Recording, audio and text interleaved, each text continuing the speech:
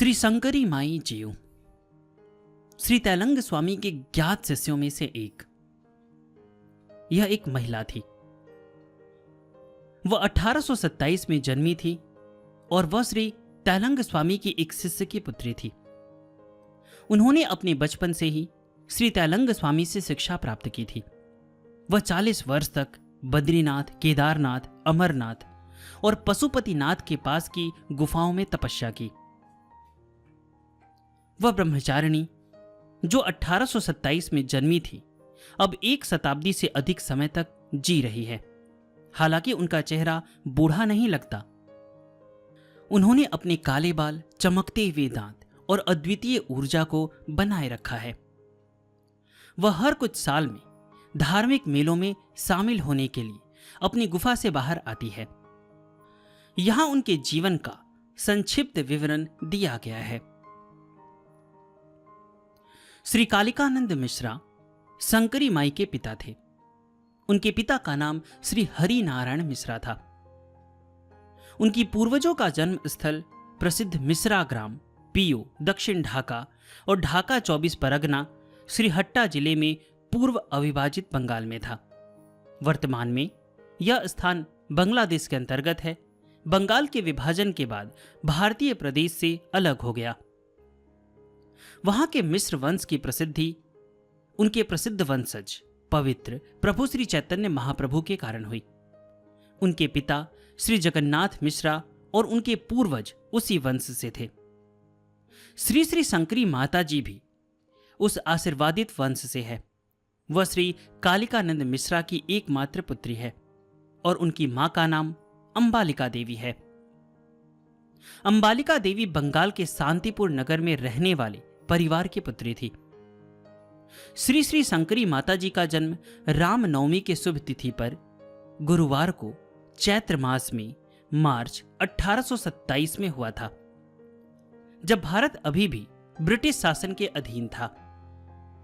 शंकरी माता जी के पिता कालिकानंद मिश्रा अपने प्रारंभिक दिनों से ही अधिक आध्यात्मिक झुकाव वाले थे और सांसारिक मामलों से उदासीन और अलग थे। युवावस्था के आगमन के साथ उन्होंने अपने पिछले जन्मों और अनुवांशिकता से अपने आध्यात्मिक झुकाव और प्रवृत्तियों के कारण पारिवारिक जीवन शुरू करने से दूर जाने का फैसला किया। अनेक स्थलों का दर्शन करने के बाद वो काशी पहुंचे, जहां उन्होंने महायोगीश्वर श्री तैलंग स्वामी से मिलकर उनकी पवित्र और कृपालु अनुग्रह प्राप्त किया। तैलंग स्वामी ने कालिकानंद मिश्रा को शादी करने का आदेश दिया। भले ही उन्होंने पहले जीवन भर ब्रह्मचारी रहने का फैसला किया था, खुद को पारिवारिक जीवन के बंधन से दूर रखते हुए उन्हें लगा कि जीवन उन्हें भगवान तक पहुंचने की अपनी सर्वोच्च महत्वाकांक्षा को पूरा करने की अनुमति नहीं देगा। श्री श्री गुरुदेव ने अपनी दिव्य दूरदर्शिता से कालीचरण के पिछले कई जन्मों का विवरण देखा और फिर निर्णय लिया कि उन्हें एक विवाहित पुरुष का जीवन जीना चाहिए। कालिकानंद मिश्र को आश्वस्त किया गया था कि भगवान तक पहुंचने की उसकी लंबे समय से पोषित इच्छा व्यर्थ नहीं होगी या उसके विवाह से प्रभावित नहीं होगी। इस प्रकार अपने आध्यात्मिक पिता द्वारा आश्वस्त होने पर उन्होंने शादी कर ली, जो नदिया जिले के शांतिपुर के एक प्रसिद्ध परिवार से आई थी। दंपति ने अपने वैवाहिक जीवन से सच्चे अर्थों में अलग होकर पवित्र काशी में रहना शुरू किया। कुछ दिनों बाद जब श्री श्री माता जी गर्भ में थी, उनके पिता कालीचरण सांसारिक मामलों की घोर अप्रियता के कारण अपने गुरु के चरणों में समर्पित हो गए और सन्यासी के रूप में दीक्षा प्राप्त करने की प्रार्थना की। उसके बाद जल्द ही कालीचरण ने अपनी पत्नी को अपनी योजनाओं का सूचना दिया और उसे उनके गुरुदेव की कृपा पर निर्भर रहने की सलाह दी और कालिकानंद जी के नाम से सन्यासी जीवन अपनाया। वह अपने गुरु के आदेश पर अपनी आध्यात्मिक तपस्या को अविच्छिन्न रूप से जारी रखने के लिए हिमालय की शांत संवेदनशीलता में स्थानांतरित हो गए। जब उसके पति कालिकानंद जी ने पारिवारिक जीवन त्याग दिया और सन्यासी बन गए, अंबालिका देवी ने श्री तैलंग स्वामी जी के पवित्र चरणों में शरण ली। उसे एक छोटा कमरा आवास के रूप में प्रदान किया गया। वह वहां श्री तैलंग स्वामी जी की स्नेह भरी देखरेख और संरक्षण में रही। श्री तैलंग स्वामी जी ने उसे आशीर्वाद दिया और उसे नया नाम मां अंबालिका दिया। श्री श्री शंकरी माता जी 1827 में रामनवमी तिथि पर काशी में उनके गुरु जी के स्थान पर जन्मी थी। अपनी बेटी के जन्म के कारण उनकी शारीरिक अशुद्धता के समय के बाद अंबालिका देवी ने अपनी नवजात शिशु को अपने गुरु के कमल चरणों में समर्पित किया। अपने गुरु की कृपा से वह स्पष्ट रूप से समझ सकी कि यह उसके गुरु की इच्छा थी, जिसने उसे अपने गुरु और काशी धाम के पवित्र गंगा जल के पास बच्चे को जन्म देने के लिए स्थान प्रदान किया। श्री तैलंग स्वामी जी ने प्यार से नवजात शिशु को देखा और इस प्रकार कहा, इस बच्चे का भविष्य उज्जवल है। शुभ क्षण में जन्म लेने वाला यह बच्चा भारतीयों और दुनिया के लोगों को अज्ञानता और मानवता के पतन से बचाने में सक्षम होगा। उन्होंने अंबालिका देवी को सलाह दी कि वह देवी समान बालिका को उचित देखभाल के साथ पालन पोषण करे। कुछ दिनों बाद श्री तैलंग स्वामी जी ने उससे कहा, तुम्हारी बेटी को दीक्षा दी जाएगी और मुझसे उचित शिक्षा प्राप्त होगी। वह जीवन भर अविवाहित रहेगी और अपने जीवन के पवित्र धर्म के रूप में ब्रह्मचर्य अपनाएगी। समय समय पर वह विशेष आध्यात्मिक शक्तियां प्राप्त करेंगी। उसके जीवन के दौरान वह अनगिनत लोगों के आध्यात्मिक और पारदर्शी विकास के लिए आशीर्वाद प्रदान करेगी। हे मां, उसके जीवन की संभावनाओं के बारे में चिंता न करो। इससे संतुष्ट होकर अंबालिका देवी ने अपनी बेटी को अपने गुरु की सलाह के अनुसार उचित देखभाल के साथ पालन पोषण करना शुरू किया। बचपन में माताजी को एक बार छोटी माता का गंभीर प्रकोप हुआ था। इस प्रकार लगता था कि उनकी जीवन अब नहीं बचेगी। उनकी मां अंबालिका देवी अपनी असाधारण यौगिक शक्तियों के बावजूद अपनी बेटी के सिर के स्थान पर बैठकर रो रही थी। माताजी अभी भी सचेत थी। उन्होंने अपनी मां से कहा, मां, मेरी प्रिय मां, आप रो क्यों रही हैं? क्या आप नहीं देख सकती कि श्री तैलंग स्वामी मेरे शरीर पर अपना सुखमय हाथ फेर रहे हैं? मां ने कहा, क्या कहती हो? वह कहां हैं? मुझे तो दिखाई नहीं देते। माताजी ने अपनी मां का हाथ पकड़ा और कहा, मां, देखो, वह वहां हैं। अंबालिका ने अपने गुरु को देखा और सुना, चिंता मत करो, चिंता मत करो मेरी मां, तुम्हारी बेटी शंकरी बहुत जल्द ठीक हो जाएगी। मौत इस समय उसे छू नहीं सकती। अंबालिका ने अपने गुरु की आश्वासन सुनी, लेकिन जल्द ही उन्हें और नहीं देख सकी। वह बीच में गायब हो गए थे। आमतौर पर उस समय श्री तैलंग स्वामी जी आश्रम के बाहर कहीं नहीं जाते थे। जब अंबालिका देवी उस स्थान पर गई तो उसने पता लगाया कि उसके गुरु ने अपनी जगह से बिल्कुल भी स्थान नहीं छोड़ा था। वह पूरे समय गहरे ध्यान में रहे थे। वह सर्वज्ञ थे और इसलिए कोई संदेह नहीं था कि वह उनके सूक्ष्म पवित्र शरीर में उनके सामने प्रकट हुए थे। एक दिन जब माताजी की उम्र करीब 8 से 10 साल थी, श्री तैलंग स्वामी ने गंगा में स्नान के लिए जाते समय उसे अपने साथ ले लिया। उन्होंने उसे पंचगंगा घाट पर सीढ़ियों पर बैठने के लिए कहा, जबकि वह स्वयं पानी में डूब गए। वह पानी के नीचे डूब गए और लंबे समय तक दिखाई नहीं दिए। फिर वो जल से बाहर आए और शंकरी माताजी को भी गंगा जल में उतरने को कहा। माताजी घबरा गई। उन्होंने कहा, बाबा, मुझे तैरना नहीं आता बाबा, मैं डूब सकती हूं। अपने हाथों से संकेत करते हुए श्री तैलंग स्वामी ने सूचित किया, मैं तुम्हारे साथ हूं और इसलिए तुम्हें डरने की जरूरत नहीं है। मेरे साथ आओ, कुछ नहीं होगा। माता जी फिर नीचे आई और श्री तैलंग स्वामी जी के पास पहुंची और फिर स्वामी जी की पीठ पर लटक गई। अपने हाथों को मजबूती से उनकी गर्दन के चारों ओर डाल दिया। श्री तैलंग स्वामी जी ने छोटी माता जी के साथ पानी के नीचे डूबना शुरू किया। फिर श्री तैलंग स्वामी के दिव्य स्पर्श के कारण माता जी ने कुछ असाधारण अनुभव किया। अचानक दिव्य दृष्टि के साथ माता जी ने स्पष्ट रूप से नदी की धारा के नीचे एक स्वर्गीय कमरा देखा। माता जी ने देखा कि श्री तैलंग स्वामी उस कमरे में बैठे हैं जहां वह स्वयं बैठी होती थी। श्री तैलंग स्वामी ने माता जी से पूछा, क्या आप अनुमान लगा सकती हैं कि आप किस स्थान पर आई हैं? माता जी ने जवाब दिया, मैं यहां एक नई प्रकार की घर देख रही हूं। एक छोटी लड़की जो करीब 8 से 10 साल की लग रही थी उनके सामने खड़ी थी। माता जी ने श्री तैलंग स्वामी से पूछा, बाबा वह कौन है? स्वामी जी ने जवाब दिया, वह भगवती शंकरी मां है। उनके सामने अपना सिर झुकाओ और उनके पैर छुओ। माता जी ने ऐसा ही किया। उनके डुबकी खत्म होने के बाद वे आश्रम वापस आ गए और कुछ समय बाद माता जी ने श्री तैलंग स्वामी से पूछा, बाबा हम थोड़ी देर पहले जिस स्थान पर गए थे वह क्या था?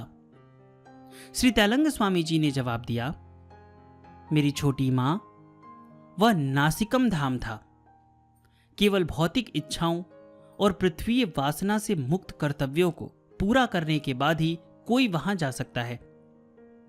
आप एक मासूम लड़की हैं जिसमें कोई पृथ्वी जुनून नहीं है और इस हृदय की पवित्रता के कारण आप आसानी से वहां जा सकी और अपनी आध्यात्मिक दृष्टि से अपने आप को देख सकी।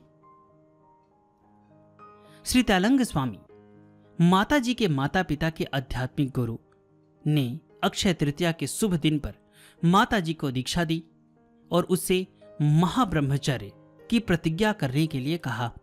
वह वैदिक अनुष्ठान के अनुसार उसे पवित्र धागा पहनाए। श्री तैलंग स्वामी जी ने माता जी को और 12 साल तक योग का पाठ पढ़ाया। बिना किसी हिचकिचाहट और चेहरे पर मुस्कान के साथ माता जी ने बहुत लंबे समय तक अपने गुरु के निर्देशानुसार ब्रह्मचर्य की महान प्रतिज्ञा को पूरा किया। मानव आवास में रहते हुए भी माता जी केवल अपनी मां और आध्यात्मिक पिता के चेहरे को देखती थी, लेकिन कभी भी और कुछ भी नहीं देखती थी, न ही सूर्य या चंद्रमा को। श्री तैलंग स्वामी जी ने उसे हर चीज प्रदान की जिसकी उसे जरूरत थी, ताकि वह अपनी आध्यात्मिक प्रथाएं बिना किसी विघ्न के पालन कर सके। वहां एक सुरंग थी जो आश्रम के भूतलीय कक्ष से गंगा के घाट तक पहुंचती थी। उनकी मां अंबालिका देवी हर रोज प्राकृतिक और संध्या समय से पहले गंगा पहुंचने के लिए उस सुरंग से गुजरते समय माता जी की मार्गदर्शिका बनी रहती थी, ताकि वह पूरी तरह से अकेला होकर किसी और की नजरों से दूर अपना स्नान कर सके। माता जी की मां अंबालिका देवी दिन में केवल संध्या के बाद उसे खाना देती थी। निम्नलिखित आहार आदतें माता जी द्वारा सख्ती से पालन की जाती थी, जैसा कि उनके आध्यात्मिक पिता श्री तैलंग स्वामी के निर्देशानुसार था। पहले 4 साल यानी 12 से 16 साल की उम्र तक आहार में केवल फल था। अगले 4 साल यानी 16 से 20 साल की उम्र तक खाना केवल उबले हुए मूली और दूध। अंतिम 4 साल 20 से 24 साल की उम्र तक उसकी पूजा के लिए चावल और दूध का एक मुट्ठी भर खाना। श्री श्री शंकरी माता जी ने इस सख्त तरीके से श्री तैलंग स्वामी जी के निर्देशानुसार ब्रह्मचर्य के लंबे 12 साल मनाए। सिर्फ एक बार खाना खाने और तीव्र आध्यात्मिक प्रथाएं जारी रखते हुए। अक्सर श्री तैलंग स्वामी जी अपनी शिष्या शंकरी माता जी को और आध्यात्मिक ज्ञान प्रदान करते और उसे पढ़ाते थे। श्री तैलंग स्वामी इस उद्देश्य के लिए अपने मौन व्रत को तोड़ते थे और उनकी दिव्य उपस्थिति को देखते ही माताजी दिव्य ध्यान की गहरी स्थितियों में चली जाती थी। केवल कुछ भाग्यशाली लोग इस स्तर तक पहुंच सकते हैं और ऐसी दिव्य आनंद का आनंद ले सकते हैं। अधिकांश समय इस स्थिति में रहते हुए माताजी पूरी तरह से परम चेतना के आनंद में खो जाती थी और सच्चे भगवान के ज्ञान का आनंद लेती थी, इस हद तक कि उसने समय की प्रवृत्ति को भी नहीं देखा। इतनी कोमल उम्र में मन की चंचलता का प्रभाव पूरी तरह से स्वाभाविक है, लेकिन उनका मन पूरी तरह से परम में विलीन हो गया था और इसलिए वह किसी भी सांसारिक बातों से बहुत दूर थी। वह बस उस समस्या का सामना नहीं करती थी जिसका सामना सभी अन्य लोग करते हैं, जो है मन इतना उत्तेजित क्यों है। कहना काफी है कि वह वास्तव में एक दिव्य आत्मा है जिसने सत्य को समझा है कि दिव्य सृजनहार से विचार की विचलन के कारण सभी मन की उत्तेजना होती है। वह लंबे 12 साल की सख्त आध्यात्मिक गतिविधियों को अधिकतर अनदेखा होते हुए बिता दिया। फिर अपने गुरु के निर्देशानुसार जब वह 24 साल की हो गई थी तो वह छोटे भूतलीय कक्ष से बाहर आ गई। बैसाखी संक्रांति पर जब श्री शंकरी माताजी 24 साल की थी, श्री तलंग स्वामी ने उन्हें प्रार्थना के साथ प्रेरित किया। उन्होंने उन्हें विरजा होमा, जो कि एक अग्नि अनुष्ठान है जहां एक सन्यासी त्याग की प्रतिज्ञाएं लेता है, में ब्रह्मचर्य के सूत्रों की पवित्र अग्नि में प्रदान करने के लिए कहा। बाद में उन्हें उनके गुरुदेव ने निर्देश दिया कि वे एक शहर की भीड़ भाड़ से दूर हिमालय के शांत एकांत में स्थानांतरित हो जाए और अपनी गतिविधियों को दिव्य चिंतन के लिए समर्पित कर दे। माताजी कम उम्र में होने के कारण स्वाभाविक रूप से थोड़ी डर गई, खासकर जब से वह सांसारिक मामलों में अनुभवहीन थी, और इसलिए उन्होंने अपने गुरु से पूछा, बाबा, मैं पूरी तरह से अकेले हिमालय में कैसे रह सकती हूं? महान गुरु ने उसे आश्वासन दिया और बताया कि एक साथी साधक श्री भोलानंद, जो उनके बड़े भाई के समान थे, उनके साथ आएंगे और सब कुछ देखेंगे। आगे उन्होंने कहा, कई बार तुम मुझे वहां भी देखोगे। उनके मधुर सुखदायक शब्दों से आश्वस्त होकर श्री शंकरी माताजी प्रेरित और बहुत प्रसन्न हुई। बिना किसी हिचकिचाहट के वह अपने गुरु की सलाह का सम्मान करते हुए विशाल हिमालय के लिए प्रस्थान करने के लिए तैयार हो गई। 1851 में झुककर और अपने गुरु और अपनी मां के चरणों को अपने माथे से छूकर शंकरी माताजी महान पर्वत की शांत शरण के लिए निकले। वह अपनी मंजिल पर पहुंची। काशी से शुरू होकर हरिद्वार से होते हुए उसने हिमालय में अपने लंबे 18 साल के ठहराव के दौरान पहले के पंचधाम और अन्य महत्वपूर्ण तीर्थ स्थलों की यात्रा करके जीवन में एक सन्यासी के रूप में आगे की आध्यात्मिक सफलता प्राप्त की। श्री श्री शंकरी माताजी अपने पवित्र केदार धाम के लिए जाने के रास्ते में एक सुंदर जगह चंद्रपुरी में ठहरी और वहां काफी समय तक आध्यात्मिक कठिनाइयों का सामना किया। फिर वह गुप्त काशी और त्रियोगी नारायण पहाड़ी क्षेत्र में लंबे समय तक रही। माताजी वैशाख से अश्विन तक के महीने में बद्री नारायण धाम में ठहरकर कठिन तपस्या करती रही। 6 महीने की खिंचाव और फिर भारी हिमपात के कारण पहाड़ों के नीचे उतरते हुए जोशी मठ तक पहुंची। यहां तक पहुंचने में उन्हें 4 दिन लग गए। माताजी ने तिब्बत में स्थित जिस स्थान को मान सरोवर के रूप में जाना जाता है, वहां काफी समय तक तीव्र आध्यात्मिक साधना की। पवित्र कैलाश पर्वत की चोटी मान सरोवर के ठीक ऊपर स्थित है। उनके आध्यात्मिक पिता और मार्गदर्शक श्री तलंग स्वामी की कृपा से वह कैलाश पहुंची और फिर पवित्र पर्वत मेरु, जो कि उत्तरी ध्रुव में है, सौर प्रदेश, चंद्र प्रदेश और अपने सूक्ष्म आध्यात्मिक शरीर में मंगल ग्रह तक गई। वह कैलाश पर्वत की तलहटी पर स्थित व्यास कुंड के किनारे व्यास गुफा में ध्यान में लंबा समय बिताया। उन्हें स्वयं देवी भगवती को आमने सामने देखने का दुर्लभ सौभाग्य मिला और उस अद्भुत अनुभव ने उनके सभी शेष संदेहों और भ्रमों को हमेशा के लिए मिटा दिया। वह एक तपस्वी के रूप में अपनी अंतिम उपलब्धि तक पहुंची, जिसने भगवान के दृश्य या अदृश्य के सभी पहलुओं को रूप या निराकार के साथ समझ लिया। इसके बाद वह पूर्ण ब्रह्म की पूरी जानकारी के साथ पूर्ण अस्तित्व में जी रही थी। अन्याय का समाप्त हो गया। पवित्रता की मूर्त श्री शंकरी माताजी, जो एक ब्रह्मचारिणी सन्यासी थी, हिमालय की गोद में 18 वर्ष की एकांत जीवन बिताने के बाद अपने बचपन के आवास पवित्र काशी धाम वापस लौटी। महान पर्वत की शांत सन्नता में उन्होंने राजयोग की प्रवृत्ति के रूप में अपने दिन बिताए और महान आध्यात्मिक प्रगति की। अब वह काशी धाम वापस आ रही थी और 1869 में 42 वर्ष की उम्र में अपने गुरु के पैरों में वापस लौट रही थी, अपने गुरु भाई भोलानाथ जी के साथ। इस समय में वह केवल एक बार नीचे आई थी, अपने गुरु श्री तैलंग स्वामी जी से कुछ अकथित आदेश पाकर, और प्रयाग में इलाहाबाद पहुंची और वहां 30 दिन ठहरी। यह समय था जब सिपाही विद्रोह ब्रिटिश शासन के खिलाफ हो रहा था।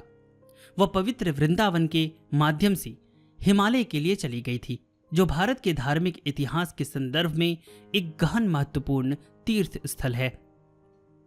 जिस दिन श्री शंकरी माता जी ने एकांत और हिमालय की शांति में गहरे ध्यान की जीवन के लिए जाने का निर्णय लिया, उन्होंने सिर्फ एक साड़ी पहनी थी, जिसे वह पहन रही थी।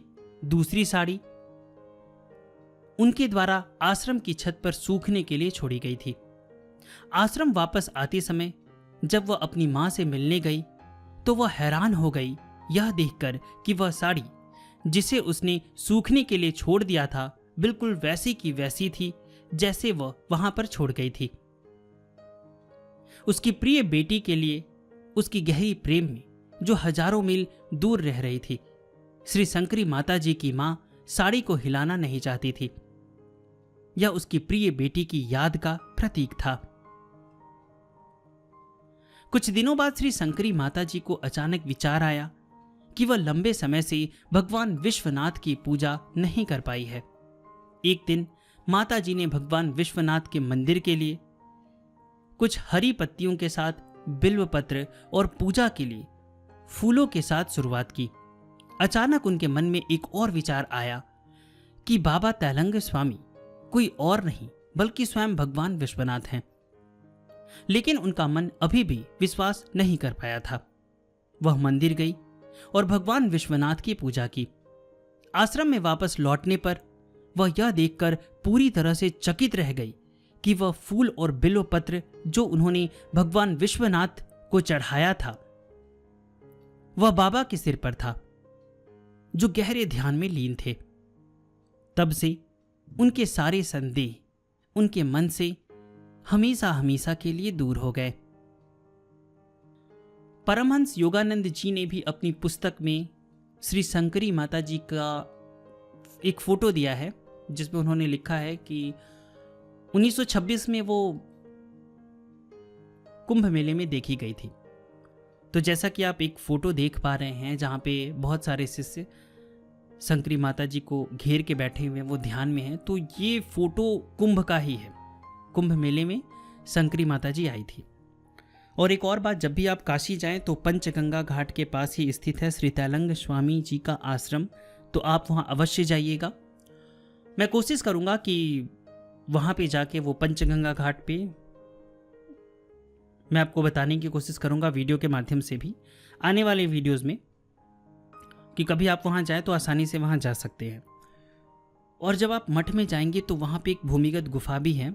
आप जिद मत कीजिएगा वहाँ जाने का, क्योंकि जनरली वहाँ पे ताला बंद रहता है। तो यहाँ पे जिस भूमिगत गुफा के बारे में कहा जा रहा है ना, वो तो है, वो वही वाला गुफा है। और उसके साथ भी शायद उसके अंदर और गुफाएं होंगी। मैं भी वहाँ कभी गया नहीं, उस गुफाओं में अंदर मैं कभी गया नहीं, लेकिन जैसा कि मेरा मानना है मैंने ये बताया।